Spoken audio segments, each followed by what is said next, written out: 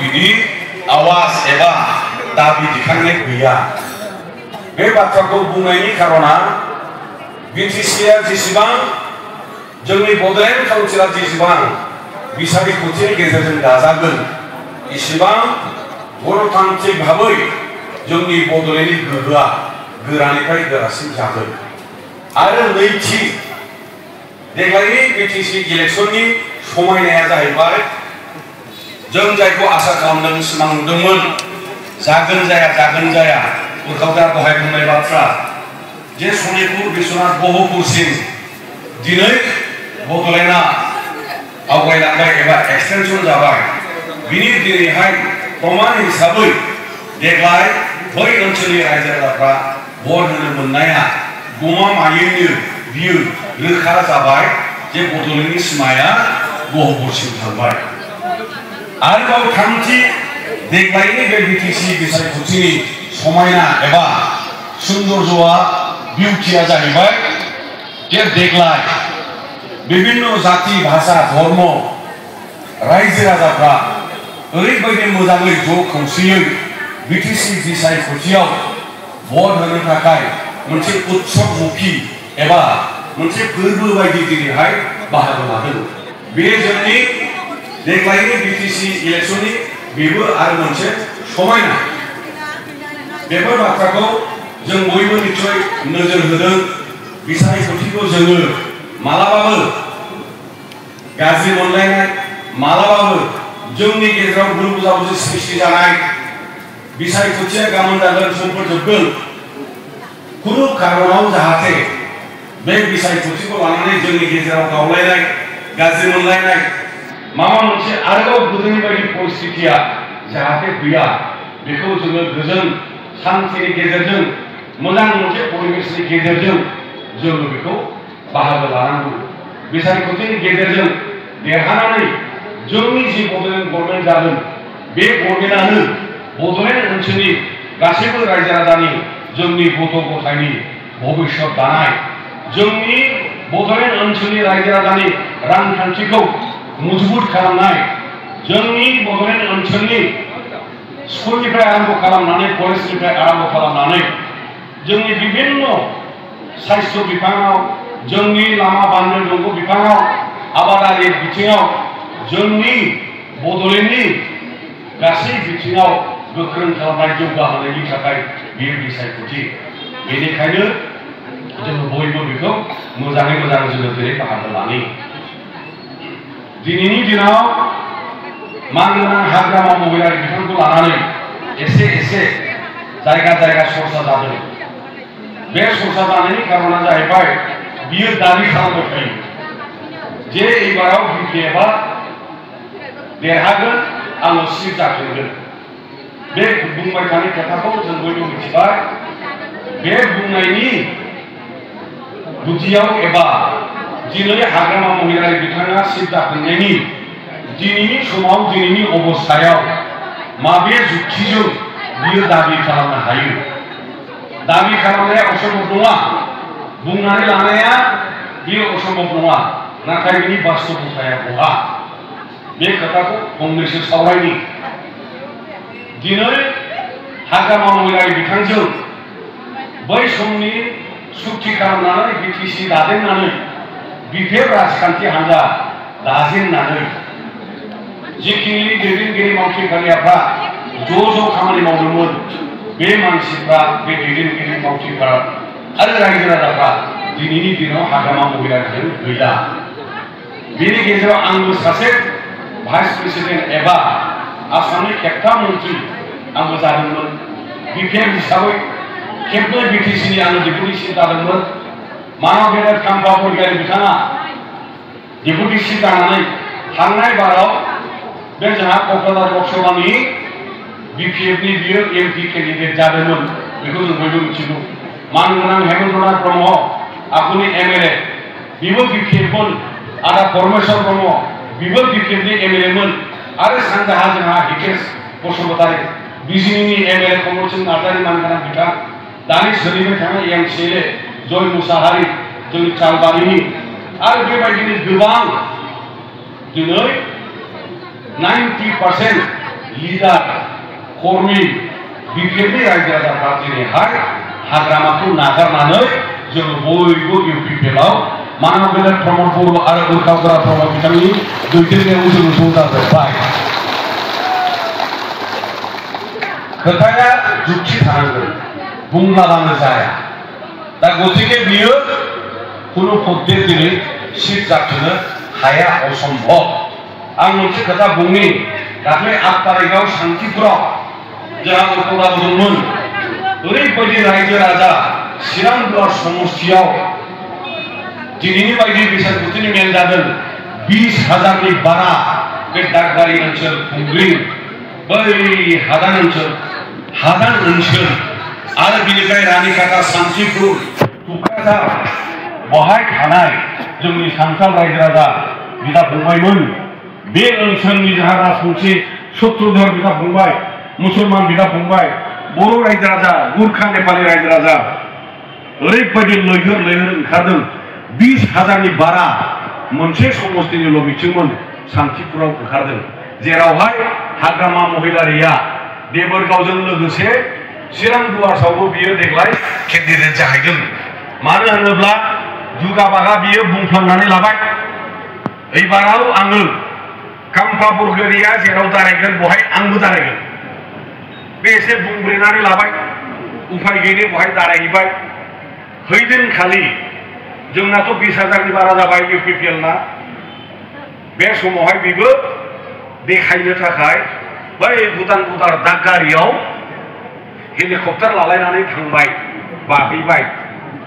खोब बारा आं खमद्रायबो होनला 2निफ्राय 2,500 मानसि जादों समग्र ओनसोलनिफ्राय सा खोला सानजा सोनाब बुथुमनानै जेला बाहैबाय हयथ' सानदोंमोन बै गोदोनि बायदि हाजार लैहोर माने रायजो राजाया गावखौ वेलकाम खालामगोन आजावगोन।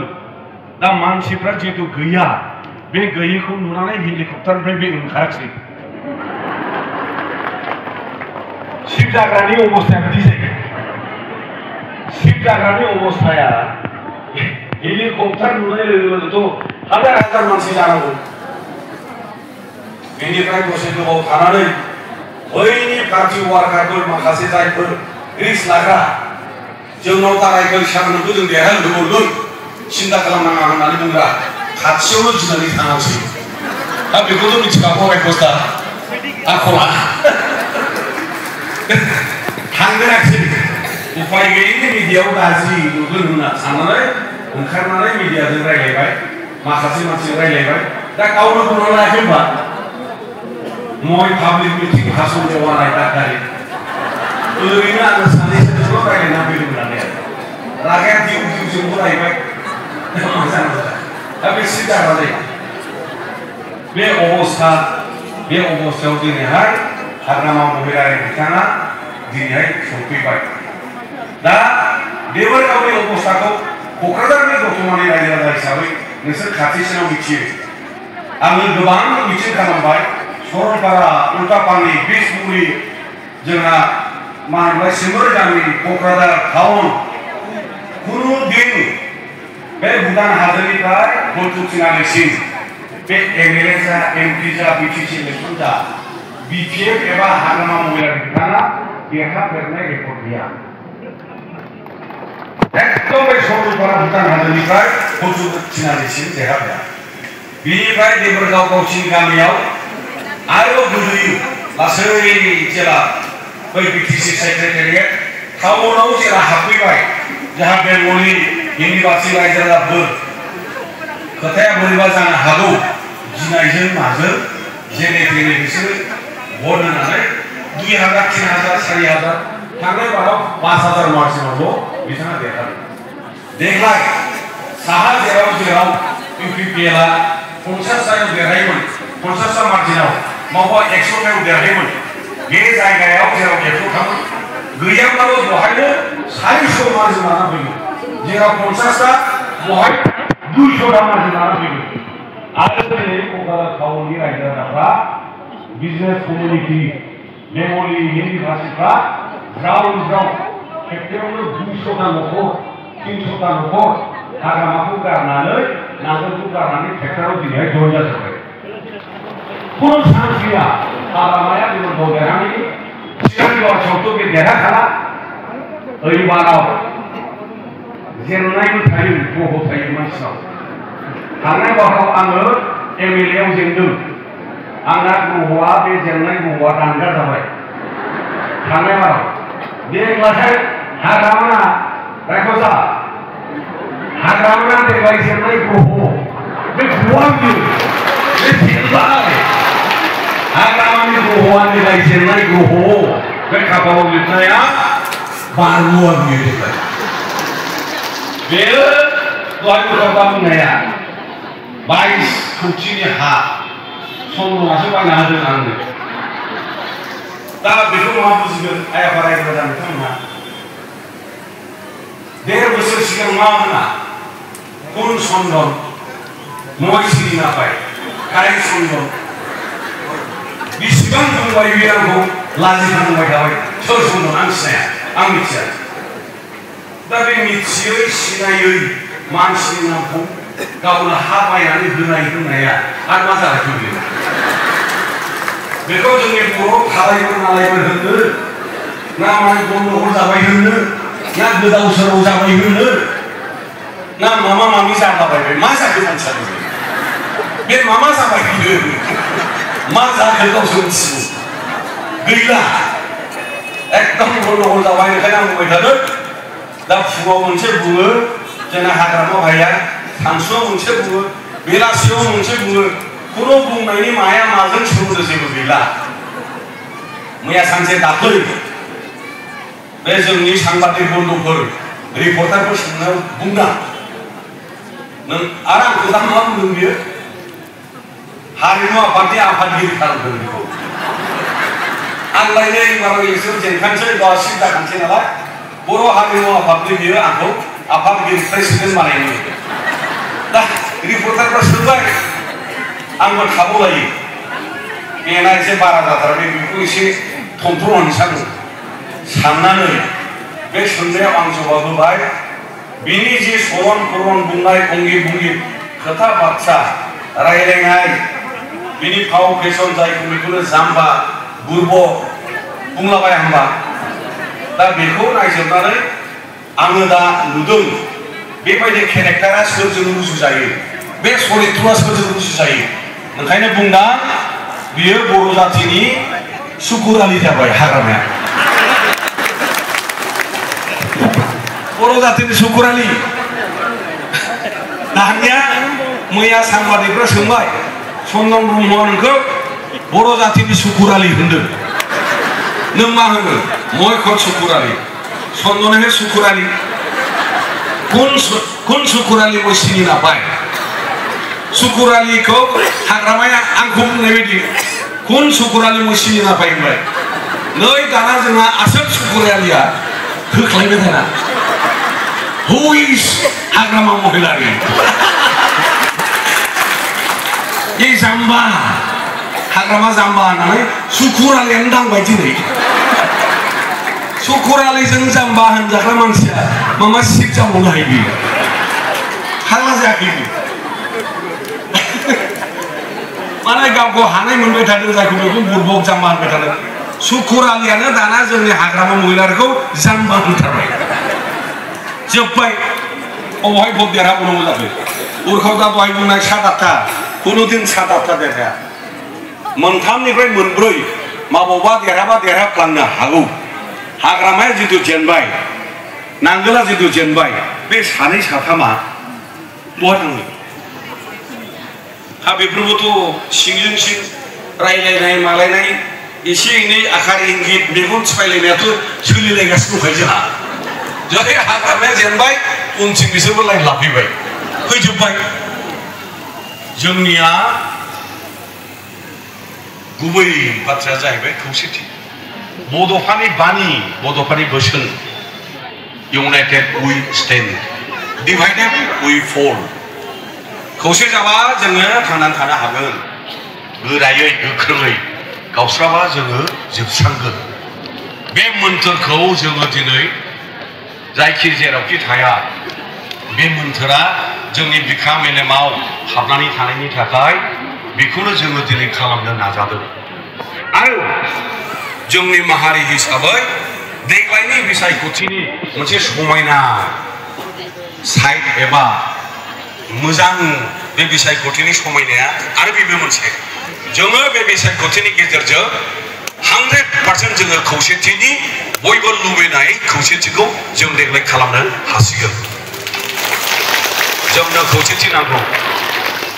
जोंहा दिल्लीयाव गार्जेन गैया, दिसपुराव गिदिर गिदिर जोंखौ अनग्रा गार्जेन गैया। जों हिसाबै जेला गथा खौसे जानानै थागोन जोंखौ रावबो नाख्लायनो हाया, नारदबनो हाया, फेजेननो हाया। जोंनि गोहोआ जोंनो। ओंखायनो जोङो जिखुनु खारनाव ज' खौसे जानांगोन।